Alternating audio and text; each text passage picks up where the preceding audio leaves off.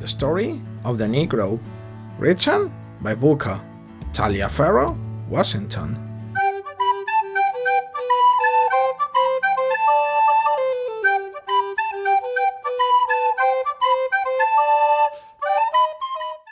Bois Taliaferro, Washington, was born on a small farm in the Virginia County in 1856. He moved with his family after emancipation to work in the small furnaces and coal mines of West Virginia. After a secondary education of Hampton Institute, he taught an upgraded school and experimented briefly with the study of law and the ministry. In 1881, he founded Tuskegee Normal and Industrial Institute, based on the Hampton Institute model. He convinced Southern white employers and governors that Tuskegee offered an education that could keep blacks down on the farm and in the trades. The prospective Northern donors and millionaires like Rockefeller. He promised the inculcation of the Protestant work ethic. Washington offered black acquiescence in disfranchisement and social segregation. If whites could encourage black progress in economic and educational opportunity, Washington followed conservative policies and moderate utterances.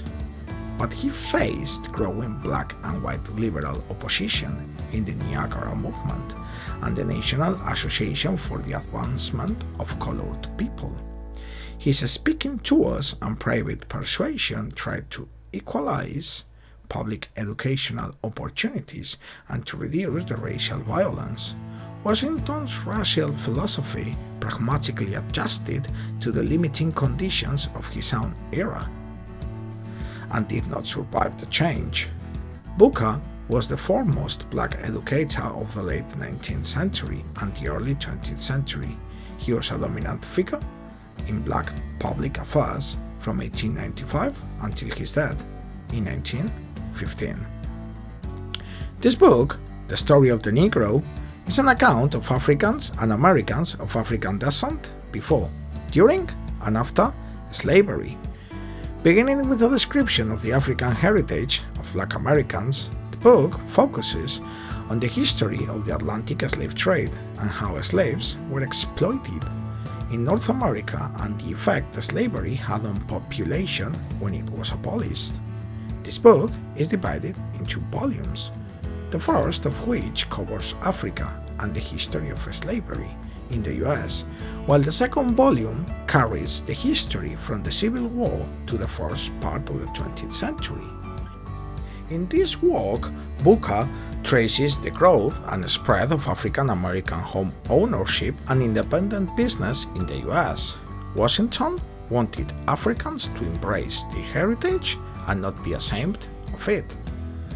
The object of writing this book for Booker T. Washington was to show that the Negro himself has accomplished in constructive directions.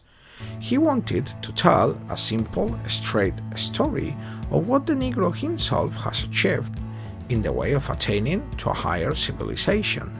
However, as the intention of Washington was not to write a formal or detailed history of the entire Negro race, some names Washington has used have been omitted, and in other cases names were used as illustrations of what the race has been able to accomplish.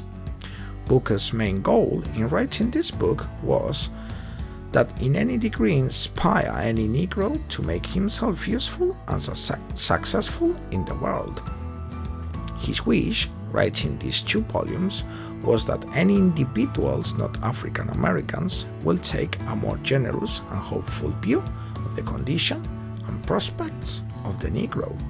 Thanks for watching.